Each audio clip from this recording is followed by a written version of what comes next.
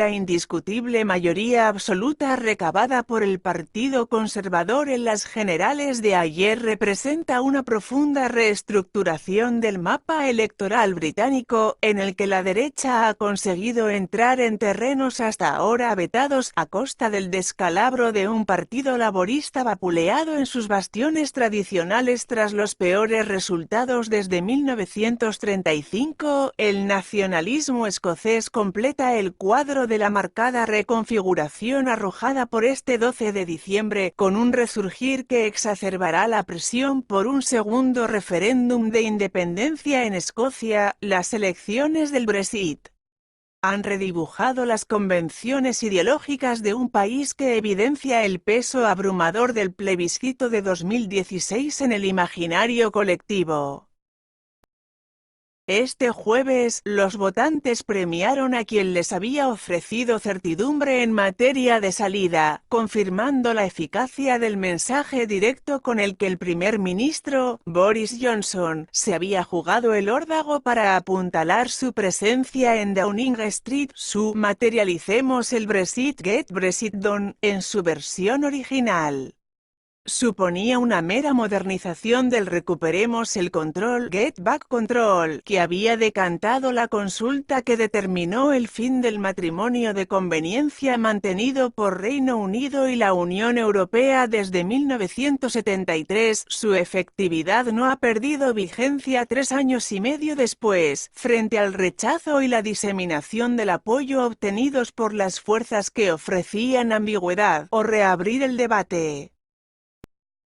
Mientras Johnson inaugura una nueva era en una política británica que no registraba mayorías contundentes desde la última victoria del laborista Tony Blair en 2005, la oposición ha quedado condenada a un doloroso proceso de búsqueda de identidad tras la cuarta derrota consecutiva, segunda de su líder, Jeremy Corbyn, quien está obligado a asumir la responsabilidad sobre unos resultados que la formación intenta infructuosamente vincular al monopolio del Brexit durante la campaña.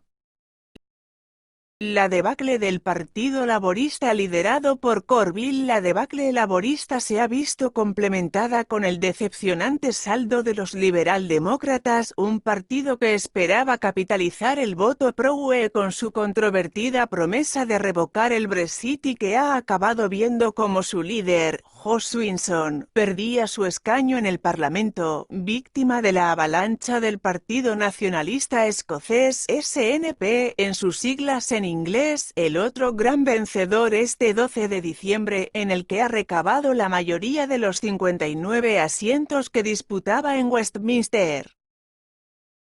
Si bien es cierto que laboristas y liberaldemócratas se han visto afectados por la división del apoyo del electorado partidario de la continuidad, Corbyn tendrá difícil mantener la línea argumental de que el divorcio, y no sus penosos índices de aprobación, o su forzada ambivalencia en materia de Brexit, ha sido el catalizador fundamental del colapso del jueves. Su marcha es inevitable, por lo que la transición será clave para evitar que la izquierda se resquebraje en una guerra civil por el control interno. El ostracismo al que ha quedado condenada contrasta con el vuelco que Johnson ha logrado imbuir con una recuperación histórica que resarce a los conservadores de la humillación que supusieron los 13 años de reinado del nuevo laborismo.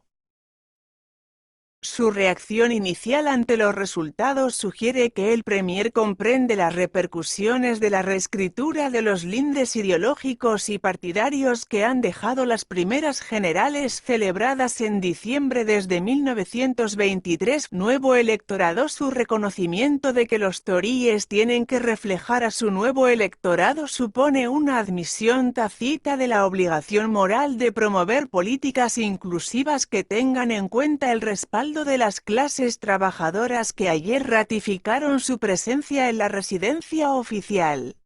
El cacareado voto táctico, o el aparente recorte de las encuestas, colapsaron ante lo que el propio Johnson ha calificado como un terremoto que forzará a cambiar el Partido Conservador.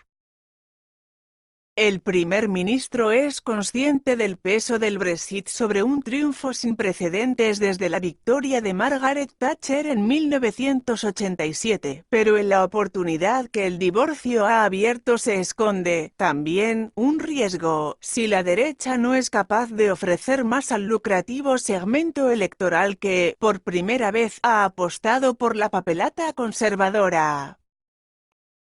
Las generales ha supuesto un refrendo de la estrategia que había dictado su campaña, pero, para que el éxito perdure, la dinámica de la división y la concentración en un mero mensaje, el de la ruptura, no pueden constituir la respuesta cuando los electores demanden la materialización de la prosperidad prometida por Johnson, si le permitiesen consumar el Brexit y pasar así a priorizar la agenda doméstica, revisión de la salida lo incontestable de unos resultados que suponen prácticamente una coronación de Johnson le otorga poder absoluto para implementar los cambios que desee, empezando por una salida de la UE cuya vocación podría verse sustancialmente alterada.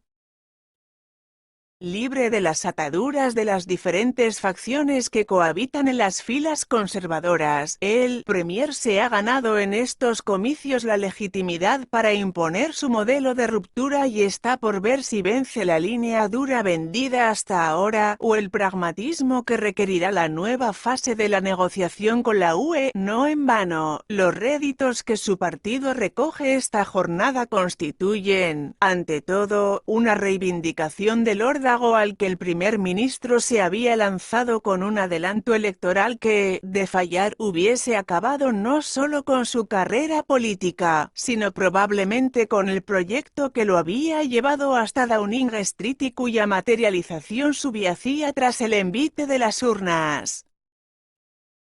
La maniobra, sin embargo, ha resultado exitosa y confirma la resistencia de la derecha, tras casi una década de gestión caracterizada por la austeridad.